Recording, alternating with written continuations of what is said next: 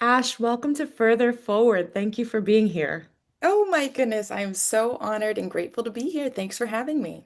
Oh my goodness. What a moment for us. This is the next level of Mhm. our Yep. friendship, of our being colleagues. I love this. Mhm. I want to start by asking you to talk about yourself in your own words, who you are, Mhm. and I want to place a caveat on that, Mhm. that I don't want to reduce any woman down to the roles that she plays. Facts. So I want you to say it in your own words, and if you would like to include Mhm. what you do, and how you are making an impact in the world, I invite you to do so. Yeah. But please tell us who you are. Mm-hmm. Yeah, I really appreciate you naming that. But I want to start off by just even saying how grateful to be here, but also when I was reading through, what this podcast is, thinking about, storytelling and how powerful that is and how ancestral that is, Mhm. and how grateful I know that our ancestors are to be able to have spaces like this in modern day, right? When we think about I think a lot about like historical Black women educators and people. And so just being a part of this, right? Like documenting, kind of like we talked about a few weeks ago, like documenting history, right? These moments in time, because we're constantly becoming, which is also what what you're talking about. So anyways, I say all that to say that I feel grateful and knowing that this is deeply ancestral and part of like, Black women's, the way that we've always navigated the world.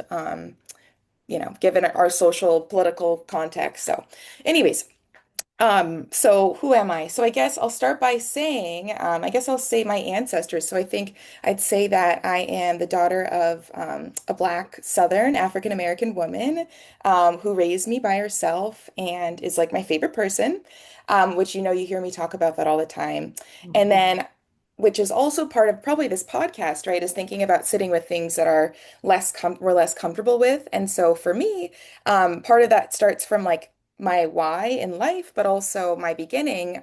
My father is Irish, and for anybody who knows Boston Irish Catholics, they're not always the most welcoming to the Black community historically. And so, yeah, my father's never been a part of my life, and his family, I know who they are, of course, but I've never like had any conversations or anything.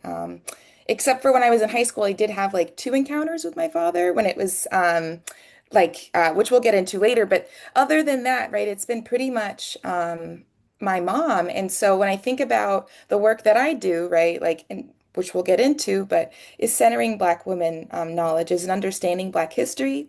As an African American woman, I'm fair skinned, I have blue eyes, there's definitely white supremacy is running in my blood, right?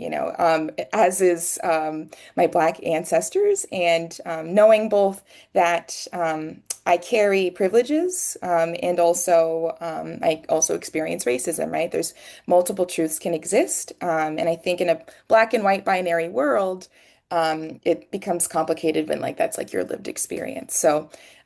Anyways, I say that to say that's kind of like who I am, and I'm a teacher, and of young people, but also like young people from newborns to like 100 and something, um, whatever that means. And reading and literacy is really where I live, but I also do yoga and stuff.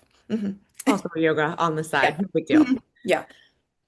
Can I ask a follow-up question Sure. just about the identity stuff? Yeah. Because for me, a big part of I think what has shaped how I move through the world as a Black woman has been um, being mixed, being biracial, and I'm darker than you, right? Like I feel Mhm. like no Mhm. one is confused about the fact that I have brown skin. Mhm. People don't know exactly where to place Mhm. me, so I get like those kinds of like what are you questions, but Classic. yeah. Yeah. But I am right. I'm brown. We know that I'm brown. Mhm. However, growing up, because my features are not Mhm. what people would say traditionally Black, Right.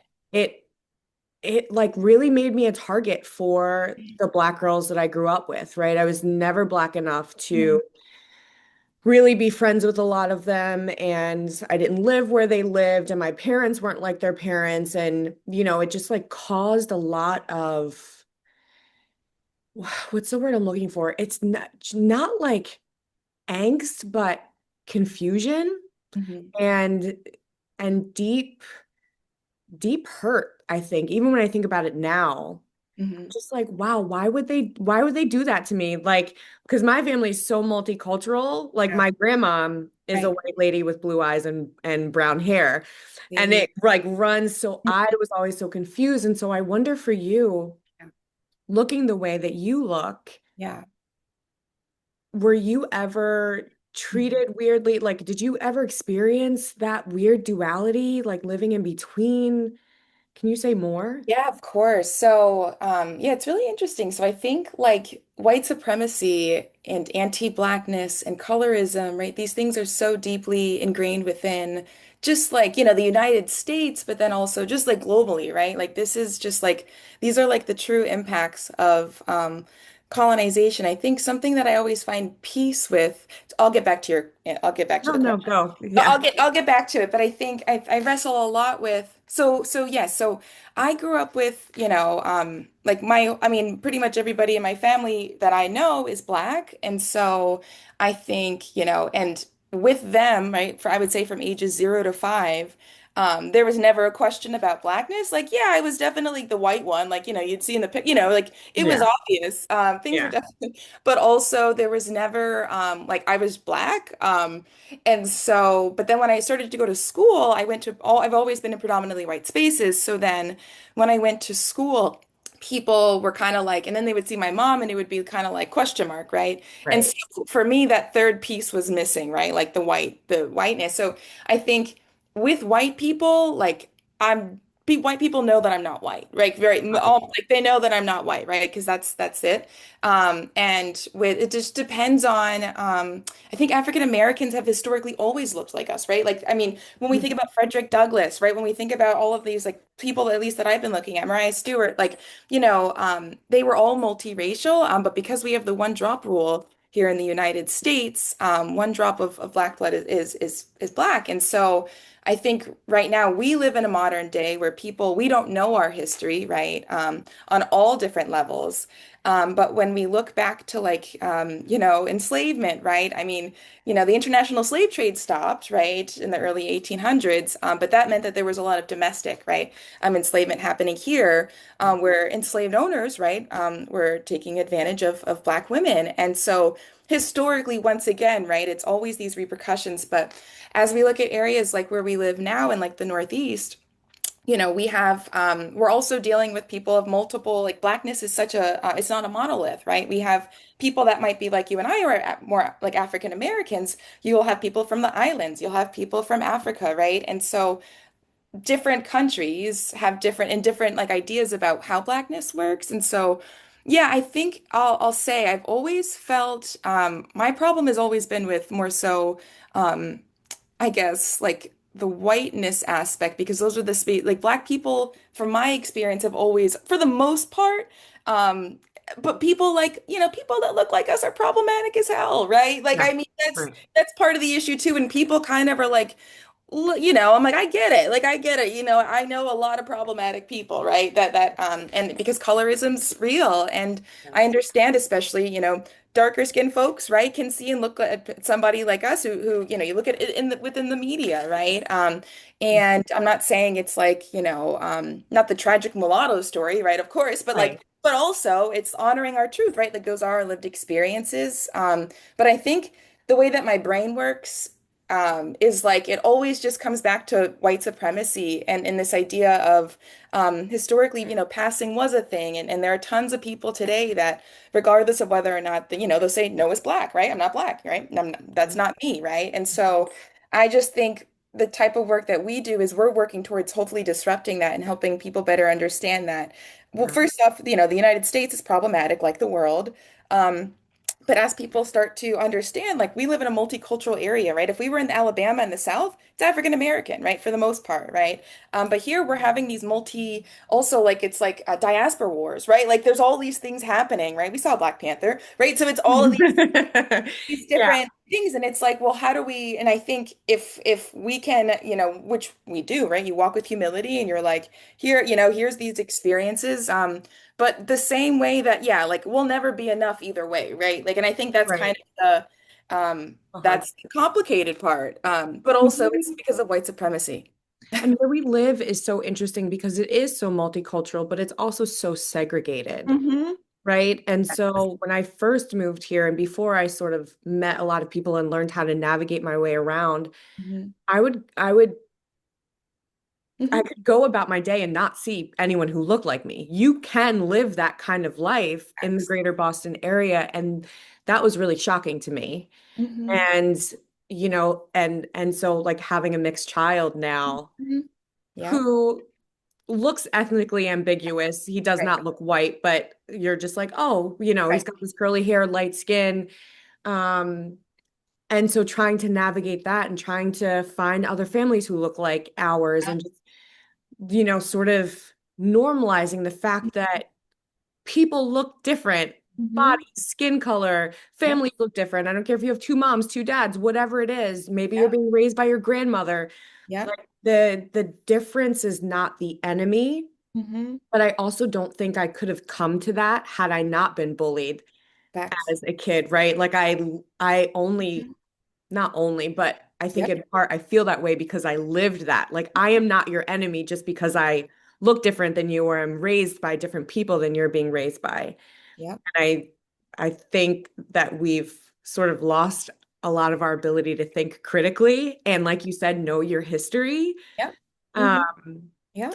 and it's hard when you're a kid too, because kids punish each other and they don't really know Yep. what they're doing and the repercussions of it's like you're literally shaping someone's life. Literally. No, You literally. know, Yeah. it's so It'll be interesting too, especially as the and that's why I look at you like you're, as much as you are my friend, you're definitely like always my role model thank first. I you. think, that's how when I first, discovered Ashley Mint. That's so funny. And, in May, Yeah. June of 2020, during, our alleged racial awakening in our country, that obviously is not a thing anymore. Yeah, clearly. Half the country you can't even use like diversity, equity, inclusion without, having a Exactly. legal case. Anyways, so but as I think of that and I think about how intentional you are of creating these nourishing spaces, right? Like I can't help but say this like over and over again. You remind me so much of, these historical Black women who have always done this, right? Like you are a trailblazer, creating these spaces in wellness and fitness and education and of course as a mom and thinking about it for Z, what his opportunities are just because of the work that you've done on yourself. Yeah. And he's gonna have, similar and different experiences, but I think it's yeah, it'll be really interesting to see, especially as he grows older, depending on like what his high school looks like, Right. what his All experience. those things. Yeah. Hmm. Speaking of school, Hmm. let's talk a little bit about what you actually do. Like your your Hmm. you're in your last year. Is that how it works? Like once you get to your dissertation, it's kind of like that is the end Yeah. of the doctorate Mhm. program, right? Or doctoral program. So, Yeah. okay. So this is Yeah. a good time to be having this conversation because now you Yes. have some perspective and like a Yeah. lot of things behind you and you're writing your dissertation now, right? And doing it. Yes. Okay. Yes. All Mhm. right. So talk to me about Yeah. All of it. all Sure. of it. Oh my gosh. Okay. So, where do I begin? So I would say, I would start with saying that I'm a teacher first, right? So I Okay. teach kids. So young people is like, that's where my heart is. Yeah. I was a classroom teacher for about like 4 years. Wait, why? Years. Why did you want to become a teacher? Hmm. Who Why? wants to do that?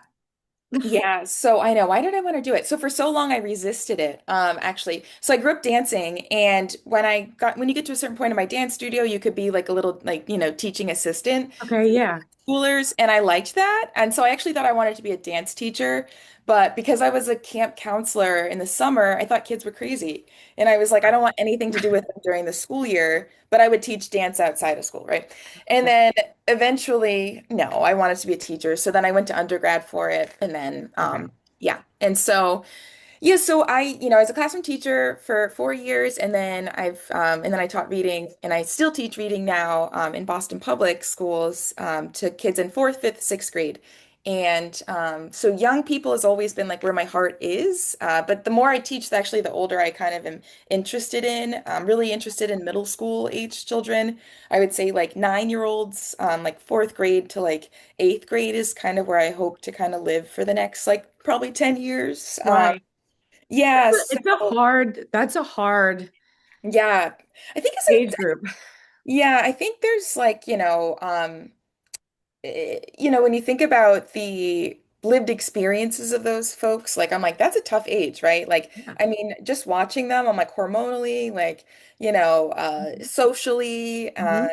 and then they're also trying to do school, right? And then doing academics. And I teach reading now. And so a lot of the people that I work with may experience difficulties with reading and writing. I try to be intentional about my language to not use terms like struggling reader, struggling writer. I try to be intentional because identity is something I really like research about. And also, I take a humanizing approaches, and labels can be helpful in some ways, but also it's like most of the children I start to see, right? They've had difficulties for a few years at least. So then that starts to become allegedly who they are, and then they take these tests, and those tests reinforce it, and then it's like da da da. It's this cycle. So and I believe that there's never been a child I haven't been able to teach read. Not to brag, but you know what I mean. Not to be Well, like you that should because brag. This there's is so what much you do. yeah, there's so much deficit language right now, particularly around a literacy crisis. And I guess while I'm on a public podcast, I should say my little two piece. Yes, like historically, yeah, historically, so like yes, is reading, are people experiencing reading and writing difficulties right now? Yes. Have they historically? Yes. Like both, right? Is it more now than it was then? No, the research doesn't show that, right? Um, score comprehension reading scores have been stagnant national wide for 45 years. Okay, like it's been the same, right? But what's changed is politicians and curriculum companies. And so, if you're not winning based off of like your policies on like X, Y, and Z, you can definitely go off of emotions, right? And so when we start to look at everybody knows somebody, right? Maybe it's you or somebody you know, right? Which is all very valid, right? And there's many, many reasons why people, right, experience reading difficulties. Mostly it's not because of a cognitive something's wrong.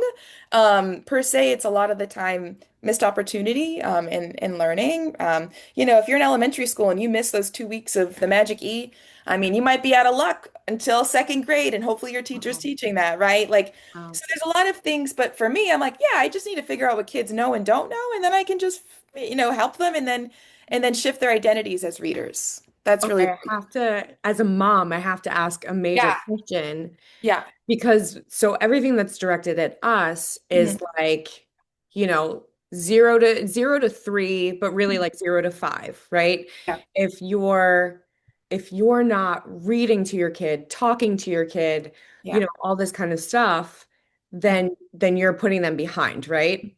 Hmm. Which I get. And Hmm. a lot of kids are in daycare. Hmm. Mine wasn't. Yeah. Um, why didn't Zion go to daycare? Because I'm like, oh, it's just so American. It might have been COVID. I think COVID Probably, too. yeah, COVID. He was born during COVID, so we weren't doing that. And then, yeah, I guess with teaching fitness, I've always been so flexible that Mark and I Yeah. made it work. My dream for him was to do Montessori, and then that's what we ended Mhm. up doing once he was Uh, old enough. yeah. But so many kids go into daycare, more kids than not go into daycare. And a Mhm. lot of them go into it when they're weeks or months old, Yeah. right? Hmm. So I don't want to drag anybody, but Yeah. is it that having to outsource childcare means that your kid's hearing less words or they're not getting read to, or like what's happening Yeah. 0 to 5? And I'm Yeah. asking this knowing people do not get mad at me. I'm asking this knowing that parents do not have a Mhm. choice. If you have to go to Yeah. work, You got to work. then your kid has to go somewhere. Yeah. But I just want to know Yeah. what's happening.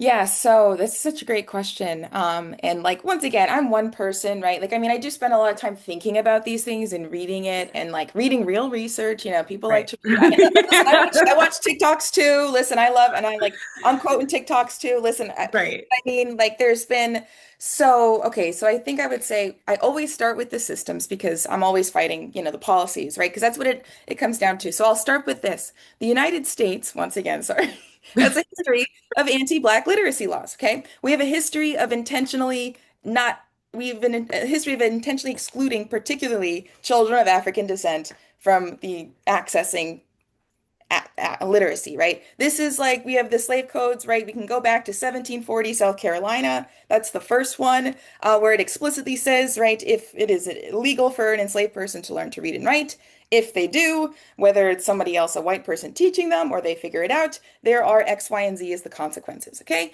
it was severe, right? So that happened. So let's just talk on a first ground level, right? Literacy and education. Our first, high school, right? 1635, right? Boston Latin was for white elite male. If you were poor, right? If you were a woman, if you were a person of color, education was not for you on our systemic level, right? So we have to start there. 1636, we've got the 1635, we've got Boston Latin. At that same time, 1619, we've got enslaved ships happening, right? So from when we hear all this language of opportunity gaps, academic gaps, let's start from the beginning, right? So when I'm talking about gaps, fine, we could talk about gaps in literacy, but let's go to the law, right? You didn't allow generations and generations of people, let alone the English only laws, right, that we still today are facing. So I'll start there, and then as you go throughout time, that the anti-literacy laws changes, right? From explicit slave codes to now let's just go to the, 50s, 60s, right? This is why we have the civil rights movement, right? We're trying to get Black and brown children into our schools, right? On a legal level. Department of Education, which is now being demolished, was created in 1965, which I would argue is the first legal, documents that say all children, regardless of your race, gender, disability, right? The Disability Act comes out of this. Bilingual Act comes out of the Civil Rights, right? So this stuff really matters. If we don't know about the Civil Rights Act, right, of 1964, like, nothing's going to change. So that's under attack right now. And I have to say all of that because people need to know when we talk about opportunity gaps and X, Y, and Z, that's where it starts. And then I would say, and sorry if I'm going on a tangent, No, please go. people, we need to know these things. So then in the 80s, right, we have A Nation at Risk, 1983. Okay, A Nation at Risk was a very important document we don't talk about, but this was the first deficit narrative of creating this heightened fear in the 80s of illiteracy rates. Okay. Mhm. What's going on? This is right after the civil rights movement, right? This is right during the carceral state is starting, right? Prisons are becoming privatized, like all of this stuff's happening. Simultaneously. And so, how do we document now Black people have rights? Now, all of a sudden, we have all these things, right? We have special ed in schools. You know what I mean? Like, we're differentiating, like, oh my goodness, right? How do we regain control on a systemic level? Well, we can create some narratives, right? We've got war on crime. And so, what's going to go well with war on crime is we love to inflate, if you can't read, you're going to go to jail, right? I'm so sick of hearing that. We need to stop. That's really extreme to be like inflating because we're not talking about all of the systems alongside. Like, sure, yes, many people who are incarcerated currently may have difficulties with reading and writing, but let's talk about why, right? I mean, but most people will operate from the idea that cognitively there must be something wrong. I would disagree, and I would take a more holistic, systemic approach of understanding why that individual is experiencing difficulties. Right, right.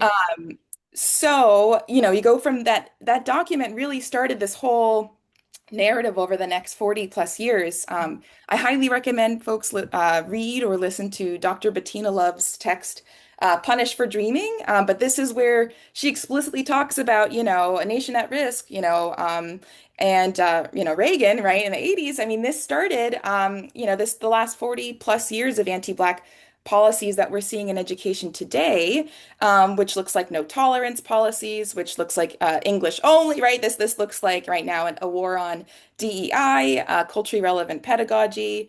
So, with all of that context, now we go back to your question of little Z and friends in preschool, right? Learning to read and write, and how do we are they at a disadvantage if they're going to daycare and not, having X, Y, and Z? Our tests are in the research, a lot of the research deficit based. Okay, so I'll say that too. This research people are citing is not considering these systems.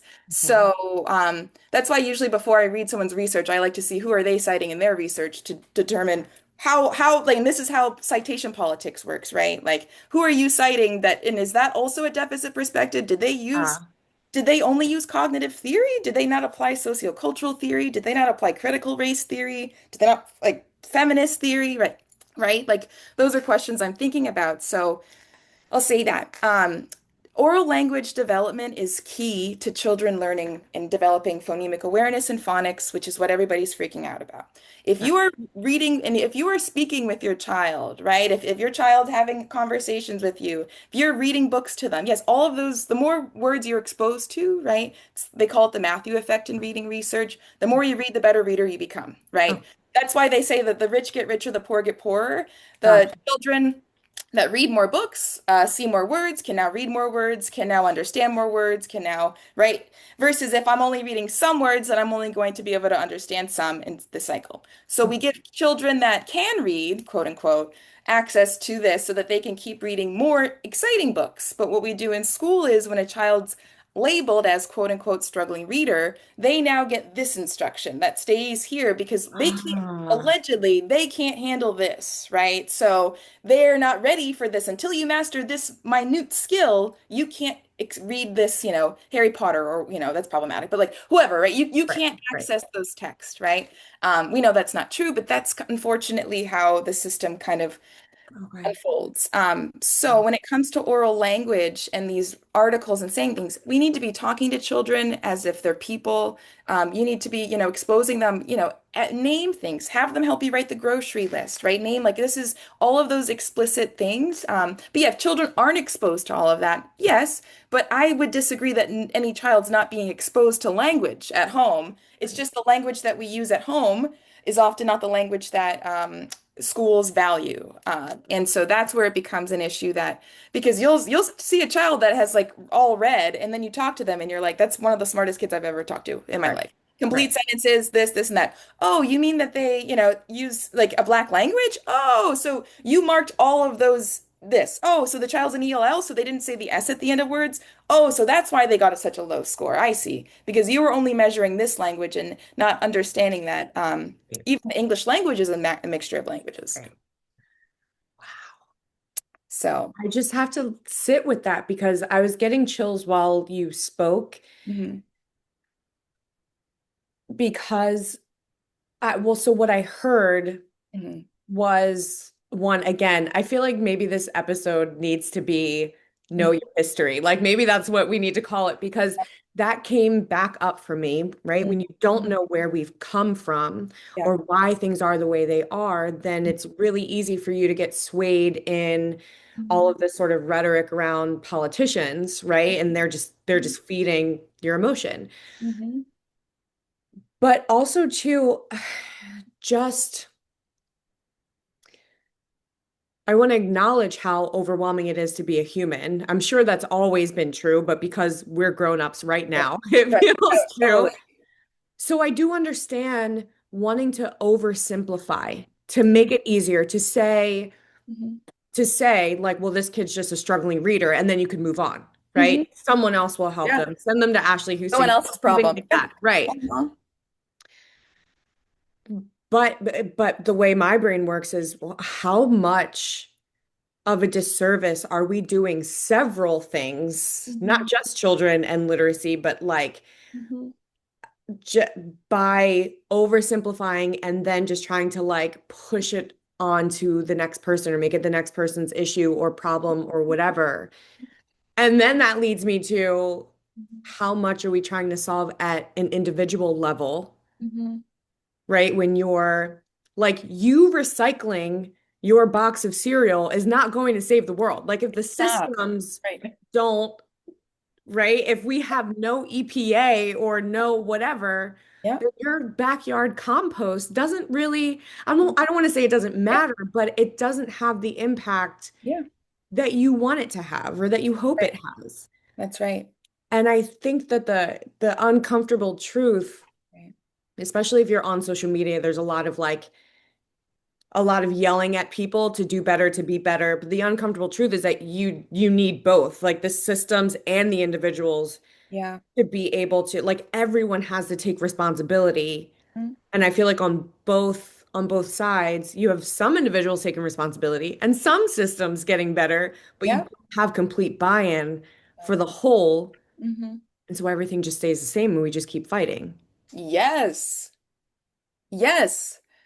It's a problem. But like, yeah, I don't want to live the rest of my life out like this. This is stressful.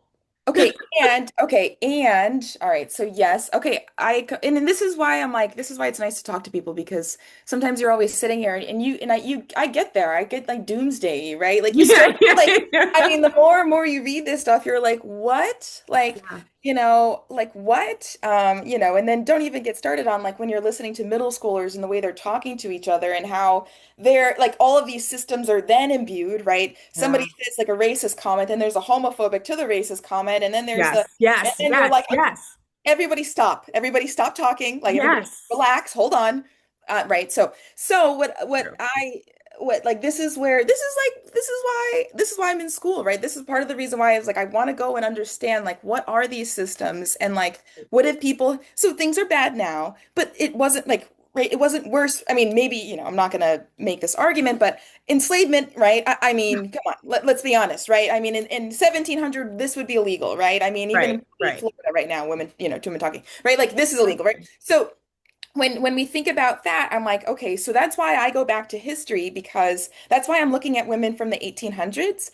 I've been looking at women in the North and in the South. What did the women in the North do? So things are bad right now, but what did they do when slavery, the institution of slavery was the way that America was operating explicitly, right? What did it look like in the South? How did Harriet Jacobs, who was an enslaved woman, learned her to read, escaped enslavement, and opened up a school for newly freed enslaved people? How did that happen in 1860, right? How, right? How did these things happen? They did it, right? So that's part of what I look at. What did they do, right? What were the literacy practices? Were they concerned of the 4-year-olds in preschool, not having X, Y, and Z? No, no, because the idea was if I learned, I taught, right? Because there was the consequences were so much bigger. It wasn't about me. That's the whole thing about these Mhm. particularly these women. It's not about you. I think that's also it too. Like for all of us to hear, and I think when I start to get that through my head, right? These women in the 1800s, these Black women educators were seeking not only liberation for themselves, but it was for the collective, right? Because if I don't free everybody, if every right, then how in 20 years? They were always thinking about us where I think right now we have to think about the future too. And so part of like what my interest now, I guess I would say, although it's both, but I've become more cynical, of course, of our education system. And Um, I think that's fair. a little more cynical than I thought. I was always like, especially for my dissertation, I was like, I'm gonna do my dissertation in a public school with da da da da da, right? Okay, sure. I work in a public school and there's a lot of politics, right? X, Y, and Z.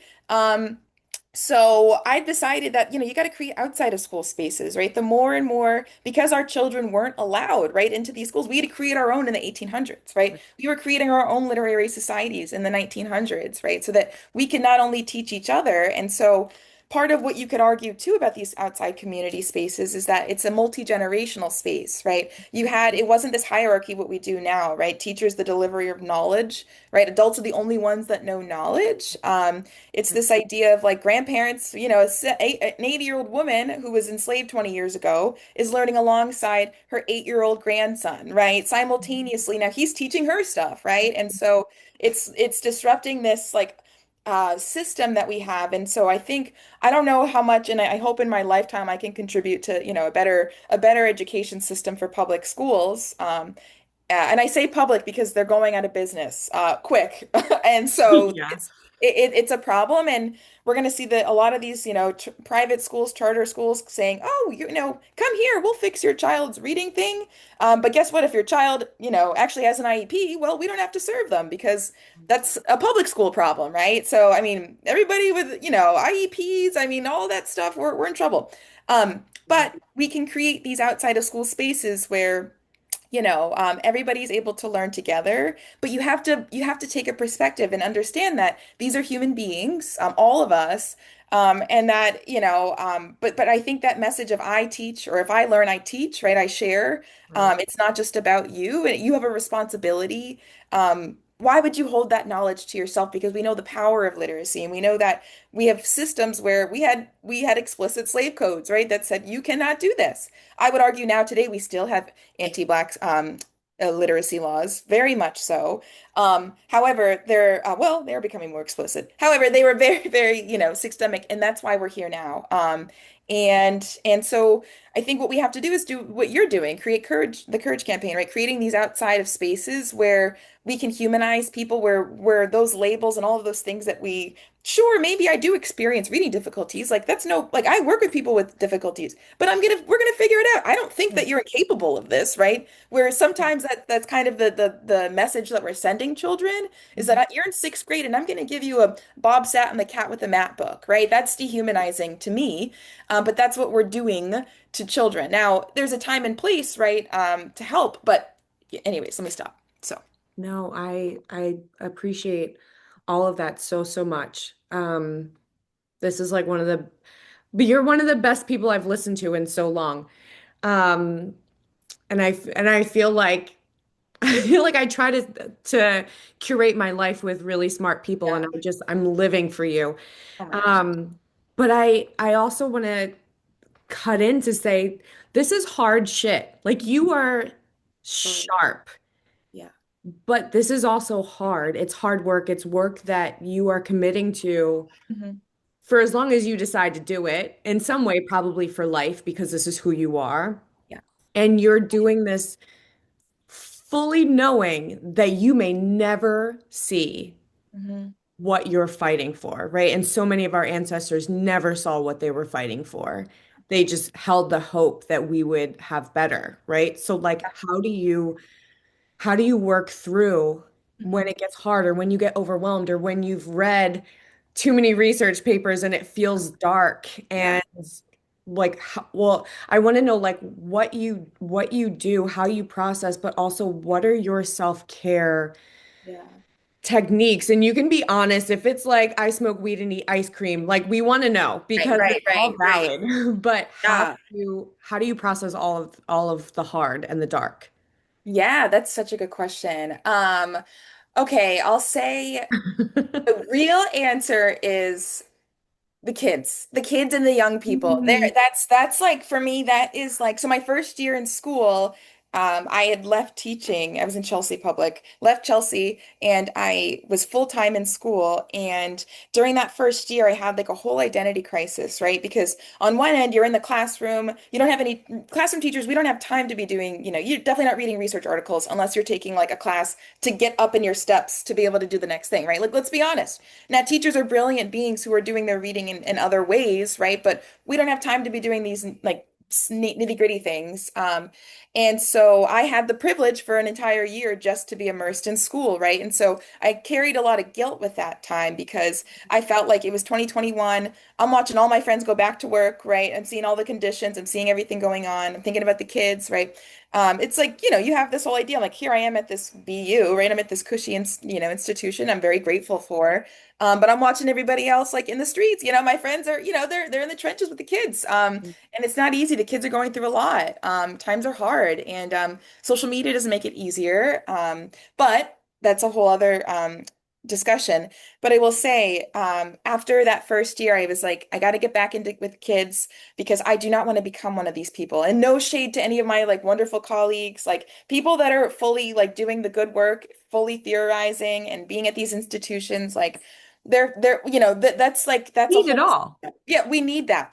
Yeah. And for me, the way that I get my joy isn't through necessarily adults, but through young people. And so I started subbing again, and then I got a part-time reading job, and that's been like my honestly like my lifeline with the kids because it just grounds me in reality. Like you can read all these theories, and I'm Mm, arguing with yeah. people on like which theoretical framework and reading education is quote unquote the best or best practices, right? It's all BS, but and then all of a sudden you have a fourth grader who's like, telling you like, just the funniest story. And you're like, yeah, no, this is why I do all of this. Like it's the Right. humans. Right. Right. I mean, yeah, I take Zoloft for years and I've been in therapy for, it's almost 10 years. And that will never probably change either when I love Zoloft. I'm much better.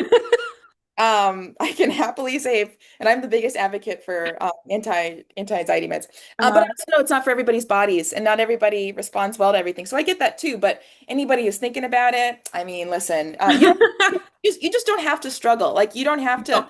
have to struggle. Like you just don't have to. And it might be just like temporary or whatever. Um. But being with the kids, and so then when I think about it, when I'm in these spaces with these adults and you're having these conversations about, because when you get to a certain point, everybody thinks that they're the smartest person in the room, right? Myself Yeah. included, right? We all do, right? You're like, no, I know, I've read this research on this, or I Yeah. did this, and like I know this one child one time in like whatever our anecdotes are, right? But I will say, as I think about this, I'm ready to fight the system. Like, I don't mind. Someday I hope to go to law school, not now, but like in the next, like, probably after I have kids and my kids are in school, I'll probably go back or something. Not to be a lawyer per se, but because of the understanding that I need to understand law. As I learn history, I want to know like law Right. and how legal cases are won. You don't always win because you're right, right? You win because Right. it's a legal case, right? It's not because it's the best argument, right?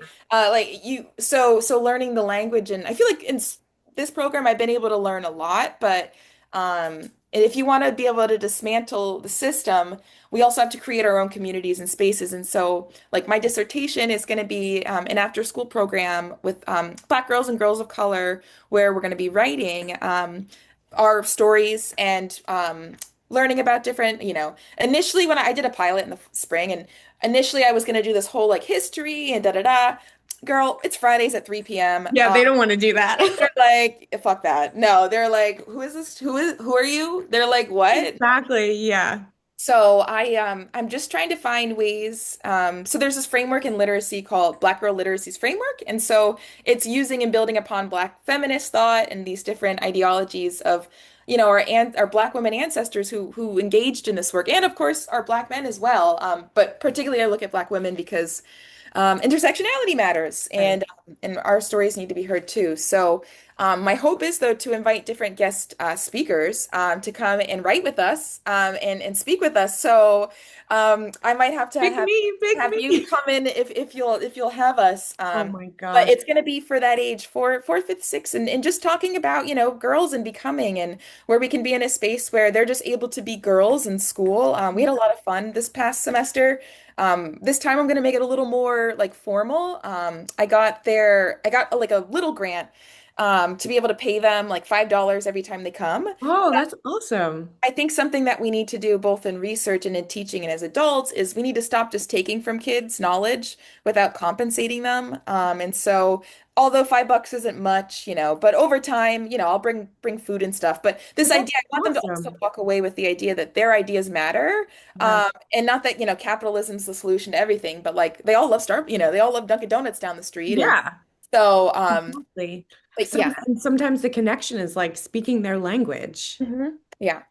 And and we just have to getting create up. spaces. That's the only way we're going to survive this shit show. I mean, it's going to get bad. I mean, I think right now we know that, but I think 2025, when we look back at the history text, we're going to be talking about this year as a year where the Department of Education was dismantled. And what did you do? That's like the question I want to be able to think about. What was I doing during that time? Right. Right? The same way that this will be the last little thing I say about this, but like I think about Charlotte Fortin Grimke, right? She was a Black woman. Right after the Civil War, she was teaching up north. She moved right down south to go work with the Freedom Borough, right, with on a grant to go teach newly and freely freed people to learn to read and write, right? This was like a grant. This is like what she decided to do after the Civil War. And so you have to think right now you could argue we are in some type of a civil domestic war right now amongst ourselves. Here. And so you have to think, what is your responsibility right now? What legacy can you leave right now? Even if it's just, I donated to X, Y, and Z, or gave Ashley pizza money so she could buy Friday, get the kids pizza on Fridays, right? Like, how are you contributing to creating and cultivating these spaces? Because although systemically things, it's a shit show, we can also say, despite what's going on here, Ashley Mitchell led the Courage campaign for an entire year in a school. Was it hard as hell? Yes. Did she learn all about the shit show of everything, and thinking about what she wants to do next? Yes, but that was something that was captured, and the children will hold that with them. And it doesn't have to be, and then we could think about, well, what's that going to look like with that, maybe those kids that were interested in a different space, because we know how harmful schools are. And maybe it's we need to be actually at the library, or we need to be at the tennis court, or we actually, but Wow. it's still us, right? So how do we create those spaces? Funders, can give us money, that helps. Getting grants and finding out ways. But I think for as bad as things are right now, there are a lot of people that are doing good. I know 826 Boston, who I work with, they said F you to Trump when he tried to make them step with the DEI. They're a national organization. They could have easily been like, no, we're good. We don't need DEI. Like, we're Yeah. not about that. But these organizations, and guess what? Funders came through, and guess what? The money that they needed, just about the same, right? And so how like long will that last? How sustainable? I don't know. But those are the actions that we can look through. Let's like fuck you, Target, right? Like these are Yeah. the different ways. You got to remember what's your legacy right now and who are you? And then, this is going to be an important year, though. Wow. I don't know if I've ever heard anyone like say that their work is like part of the thing that gets them through. Because if you were to ask me, Mhm. I would be like, I disengage from everything, like family, Hmm. work. Like I'm out in the woods, literally hugging trees. Like I could send you a picture of Hmm. of this tree that I hugged last week in New Hampshire. Like that is like I'm like this. I feel energetically Yep. aligned with this.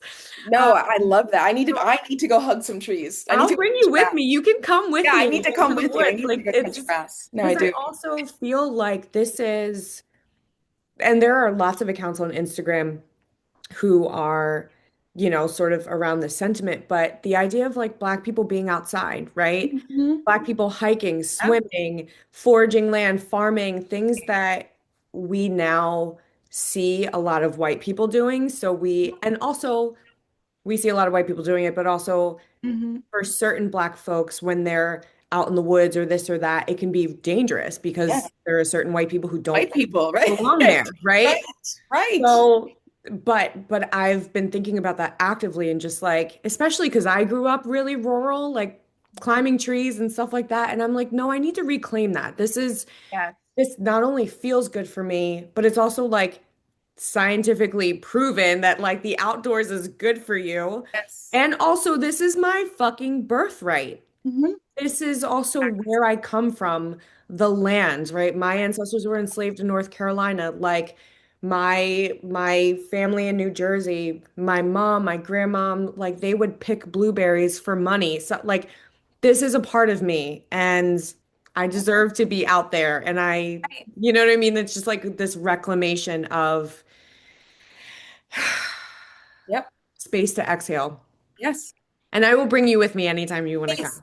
Well, and I think honestly, yes, I definitely need to take better care of myself. I'll be honest, right now, I mean, right now your girl's trying to graduate next year. So I'm like, I think in a year from now or in the next 5 years, once I'm not in like this program and I can kind of have I think I'll be able to think, but I think right now I'm like, I don't think I'm thinking Yeah, outside. you're in it. I also don't have like I live alone, which is the best. I don't have kids. I don't have a partner.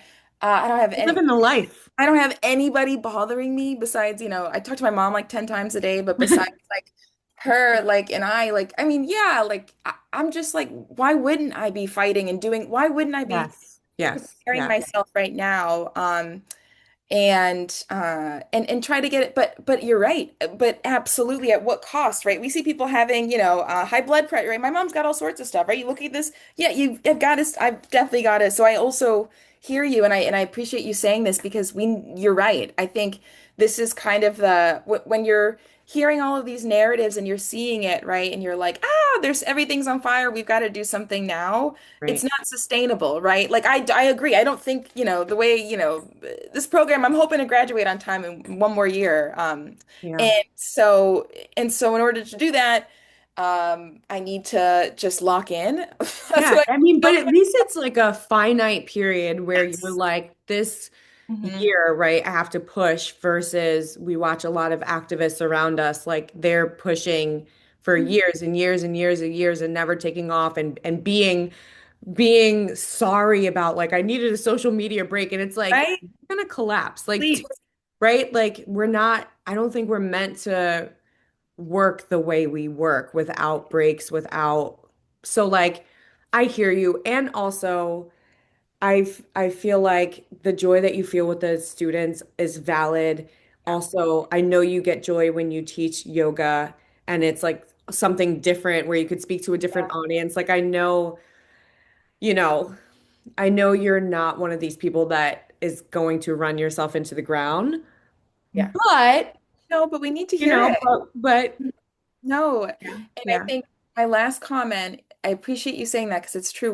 I need to get back out in nature. But I think also, like, our ancestors, they were abroad. People left. Like, that's the thing. You Yeah, gotta yeah, travel. yeah. You've got to go see the world. I'm like, what do you mean you took several trips? Like, you took several trips in the 1800s to Europe and they treated you well there and you loved it, and or whatever. Like, wait, Yeah. but I didn't know that Black people were up in France. Like, I didn't know that that was during that time. Like, I didn't know that that was like, right? And it's like, oh shoot, like, okay, so people have always been, whether or not that liberation's right here, or if it's in the woods, or if it's going to be across in Canada or somewhere else, it's like, yeah, we've got to just go take care of ourselves and just be present and enjoy like life. Because our ancestors also, they didn't die for all us to be, stressed out and not taking social media. Like, what are we doing on That's it. social media all the time anyways? I I'm know. always on TikTok, I scrolling for hours. What am I I doing? know. I know. It's the biggest, it's the worst.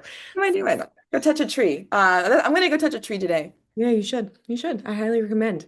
Mhm. I want you to leave the listeners with something that they can take with them, a mantra, a piece of advice, something that helps you continue moving further forward. Hmm. Yeah, I have to look up who wrote this quote, so I apologize. But I think to learn is to teach. I think that's it. I think when you know better, you do better. To teach is, you could teach explicitly, we could also teach through your actions, right? If someone holds the door for you, you hold the door for the next person. It does, like, these little things. It's crazy that people don't smile at each other anymore in the world. I think that's a problem. We don't know how to make eye contact. People are saying kids don't know how to socialize. I'm looking at adults like, okay.